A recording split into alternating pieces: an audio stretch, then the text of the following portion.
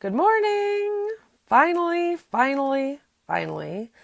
am on in the morning. I just really am a morning person, and I know most people hate morning people. But if I could do everything on my list before noon, I would be a happy camper. There are some days, well, and since this is only the second day of school, it hasn't happened this year yet, but that I have 1 or 2 loads of laundry washed, dried, folded, and put away before school even starts. That makes me feel like a superhero, like a rock star, seriously. So I am on day 84 of my 100-day Facebook Live challenge. I'm going to try to share this video while I'm on live. And then I'm going to dive right into my big failure, what it means, and how I'm going to move forward. So, let's see here. So, 84 days in a row. And still, all weekend, I felt like a complete failure. Signed a new client. Brain told me I should quit my job. That I didn't have anything to offer. It's ridiculous, you guys. Our brains are insistent. But they're wrong. It's also wrong. Wrong. Okay. So, here we go. All right. I am all shared, and I'm going to get started. Close this up. Okay. So this is the deal. If you're on, let me know, because I'd love to know who's on. Sometimes I can see who joins, and sometimes not. So if you are watching, say hi. Okay, so this is the deal. It's really not easy to get on Facebook Live and put everything out there. Okay, when I first started my blog, I was like so resistant to it because I didn't think that I had anything to offer. How could I come up with something to write about every week? And just having everything kind of like out there publicly. And this is why it's hard. There's a fear of rejection. There's a fear that some people aren't going to like you. And there's a fear of failure. Now, I just can't even believe that I have been on here for 84 days in a row.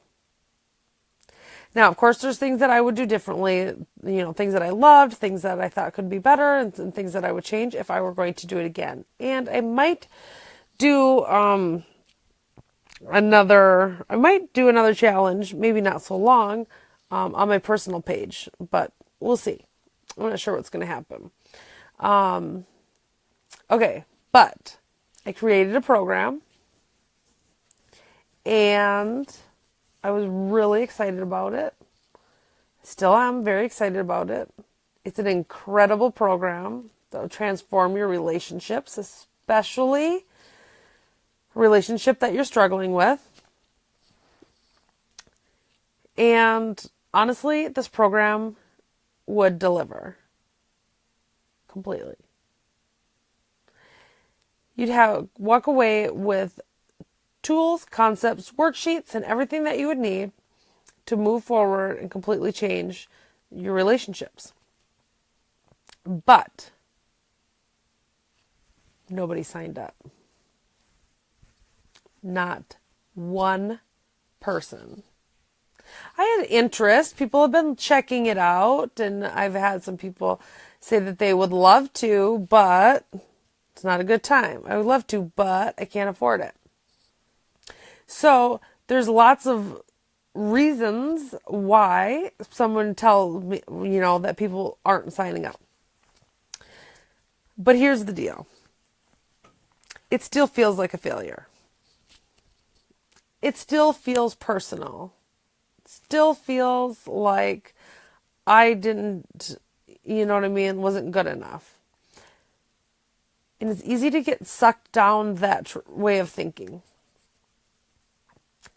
But that isn't the case. Now, if I'm being honest with myself, I didn't follow through on talking to 16 people a day when I promised one of my coaches that I was going to do. So I wasn't in integrity. I got very, very stuck in my head for like 3 or 4 days. Now that's like a full 3 or 4 days, not to mention like just randomly getting stuck in my own head. When I say stuck in my own head, it's like overthinking, like being really stressed out. Sorry. Making it all about me and how I feel and what should happen and what shouldn't happen.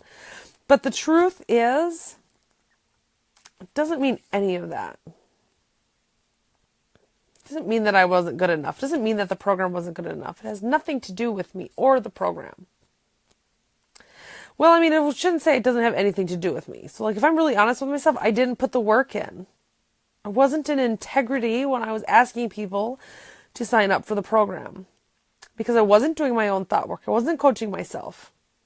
Now, relationships is a very broad term. It also encompasses a coach-client relationship or my relationship with my viewers, the people who follow me or watch my videos, right? And so I wasn't doing my work. I was stuck in emotional childhood. I wanted to blame the situation. I wanted to blame other people. I wanted to blame all sorts of different things, except for the real thing that I could blame. And that's me and my mindset and how I showed up. And I didn't show up as my best self, and I did not show up in the way that I wanted to. So I could have definitely found 8 people that wanted to be in that group. I just probably needed to talk to 80 people or 150 people or 200 people in order to find those women. Now, at the time, I wasn't willing to do that because it was too hard and everybody was saying no and I should just be there already. I mean, I've been on 80 some Facebook Lives and I'm still not getting a lot of involvement. I'm not getting a lot of buzz. I've run Facebook ads. I've posted all over Facebook. I've messaged people privately. But the things that I knew that I really needed to do, I didn't do. Like actually pick up the phone and have a conversation with somebody. Actually invite somebody to it. To make sure that I had, that I was having conversations every day with people, powerful conversations.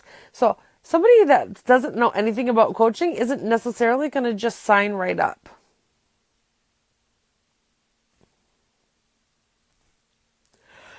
I do not know why I am yawning. Probably because I'm finally warm for the first time all day. It's cold here, you guys. It's freezing. I've got a sweater on. I've got a long sleeve shirt. I'm covered up in a blanket. One of my kids' blankets. And I'm just all snuggled up down in one of the warmest rooms of the house. So probably that's why I'm getting sleepy. And I should probably just sit up instead of leaning back. So all of it that it means is that, I didn't put the work in. It has nothing to do with me being lazy or not worthy or not ready. And I just needed to learn lessons. And oh God, it's just so painful still sometimes to learn lessons. It took me 3 days. 3 days of having a pity party. Kind of buck up. Now, I could have spent those 3 days powerfully looking for 8 women to sign up for my group. But instead, I just felt terrible about myself and I didn't do anything and I wasn't going to, and they should just come to me and this program is worth it and all of the things. I was in such a bad mindset. But that was what was really happening. And even though I was in it, I was also aware of what was happening. So the whole time I was going through it, and I was being an emotional child, and I wasn't taking responsibility for myself, and I wasn't showing up as my best self, and I wasn't putting the work in, I was aware that all of those things were true and were happening. And that I wasn't managing my emotions or my thoughts. Now, if I was gonna... Okay, this is ridiculous. Okay. Now, if I would have been managing my thoughts and my emotions, then my actions would have been different and my results would have been different. The circumstance is still the same, but changing the thought, I would have... Good morning! So I don't know if you like to be called Angela or Angie. I can't remember. So I'm going to call you Angela because that's what your name is on there. So thank you for joining. So I'm just telling everybody how I created a group program and nobody signed up for it. And it was supposed to start today. Like in a couple hours. And not one person. But what I noticed was that I needed to learn lessons and I wasn't showing up as my best self and I wasn't doing my thought work. And if I would have been doing my thought work and managing my emotions, then I would have had different actions and different results. So I spent 3 days having a pity party instead of powerfully looking for the women that I wanted in my group. And so, yeah, it feels kind of like a failure. Or it would have, at least in those 3 days I was having a pity party, but today it's not feeling that way for me. Today I can see it for what it is. I needed to learn lessons. I needed to evolve more in order to have it. There's so many things that I just kind of threw together so I could get this ready in time for the webinar and then didn't touch again. So the landing page pretty much sucked. I didn't pick up the phone and call people. I waited. I procrastinated until there was a week and a half or 2 weeks before the program was going to start looking for these women. So there's just, for me, it's all lessons now. Of course, it felt terrible all weekend. But it's all lessons. And it doesn't mean that that this program was a bad program, or that I wasn't meant to do it, or that I should take it as a sign, or do something different next time. It just means that there's changes to be made, and it's totally fine. This is showing me what to expect next time, and to be ready to manage my mind and my emotions around it. So I've been so stuck in my own head about all things related to my coaching business. And every time I do that, I'm in my head and I'm just thinking about me. This feels bad. People don't like me. All the things about me. I'm not good enough and this isn't good enough. It's easy for other people. It's not easy for me. That's just being an emotional child and it doesn't get me anywhere. But I see this as lessons. Now I'm going to know that that's what's going to happen to me next time I launch this program. And I will be launching this program again and I will fill it. Now I know exactly what I need to do. I know exactly all the changes that I would make. And I'm going to go after it. Because I'm not making it mean that I wasn't meant to do this. All I'm making it mean is that I added a whole bunch of drama to the process. Now the process is just math. You do this, you do this, you do this. You talk to this many people. All the extra stuff I put on it is all my drama. It's all my thoughts up here. And the thoughts that I was having was putting me in a non-action state. So there was no action except sitting on the couch with a grumpy look on my face, just being really disagreeable about everything and just being grumpy. Seriously, it was just a grump fest here. I'm lucky my family stuck around. But it means nothing. All it means is that I had some growth to do. And I've done it. Now, what's great about all these things happening and the universe throwing in your face the things you need to work on is that, for one, you notice them and you have an opportunity to work on them right in the moment. But for me, it's Like every time I have something like that that I have to work through and it feels really crappy and it takes me a while, it makes me such a better coach. Now, the reason that I feel so passionate about coaching on relationships is because I've done the work. I've been there. I can see it all very clearly. Now, what's interesting is that the client that I coach every week, was it yesterday? Yeah. Oh, so we had a rescheduled call. So I talked to that client yesterday, and it was all on friendships. That's what she was dealing with. And I just felt so empowered at the end of the call and so good and so energetic because I was like in the zone. Like this was my element. When I had my first official day call with a new client this morning and we're working on relationships. And like he got so much out of it, I got so much out of it. The reason that I'm able to do that is because I have done the work. Now I can coach on anything, stuff that I haven't been through, stuff I haven't worked through. It's possible to do that. But it's at such a deeper level when you've done the work. Now, I don't have to have the same kind of relationship as my client. But it's all relationship work. So all the tools, concepts are the same. So when my clients talk to me about relationships, I can clearly see what's happening and I can be, empathetic to the situation without getting sucked in emotionally. I can see it. I can understand where you're coming from.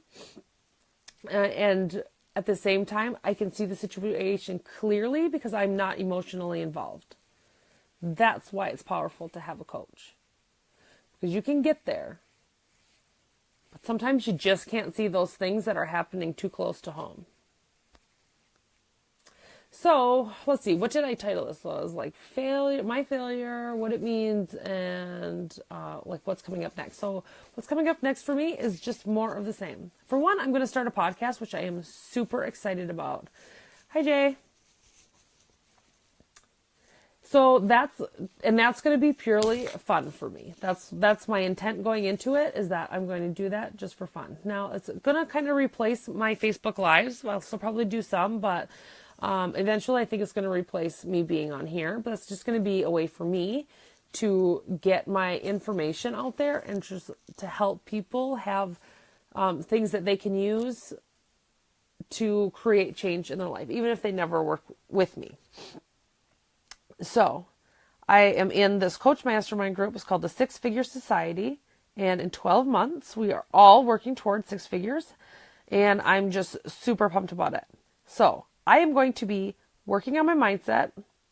I'm going to work on staying in emotional adulthood. And I'm going to prepare myself to launch this program again.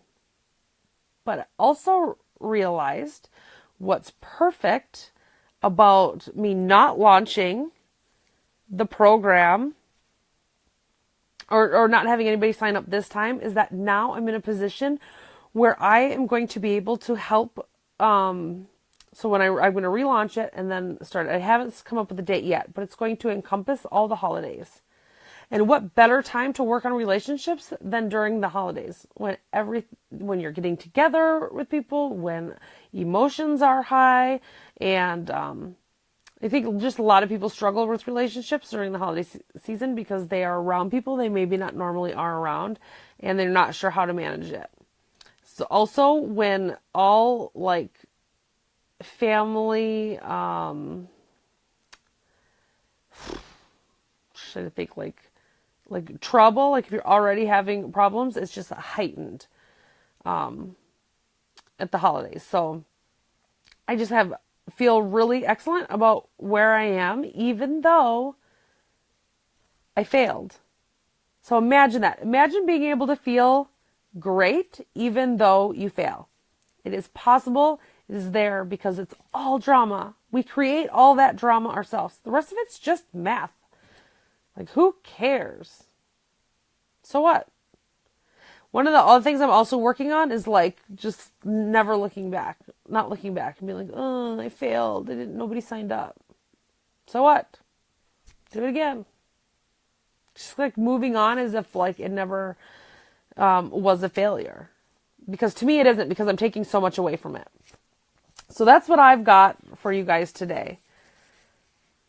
Going after your dreams isn't going to be easy in the sense that it's just going to happen because you want it, that you're working toward it. You have growth, you have ways that you need to evolve, and there's going to be stumbling blocks and there's going to be failures, and it's just not a problem. Have you failed before? If you failed before at anything and you survived, you know that you can fail again and survive it. Now, you could try to limit the amount of opportunities you have to fail, but you're also limiting how big and amazing your life can be. But I'm looking for people who already know that and are already ready to be moving toward their goals. So I'm super excited. So just keep your eyes out on me. That program is going to become available again. If you have any questions for me, or if you have anything you want me to address on these last, how many do I have? 16 Facebook Lives. I want to hear from you guys because I want to give you what you need, especially since I'm not sure what I'm going to be doing afterwards. So, hi, Erica. So, thank you guys so much for joining. I cannot wait to talk to you guys tomorrow. All right. I'm having an amazing day. I hope you have one too. Bye-bye.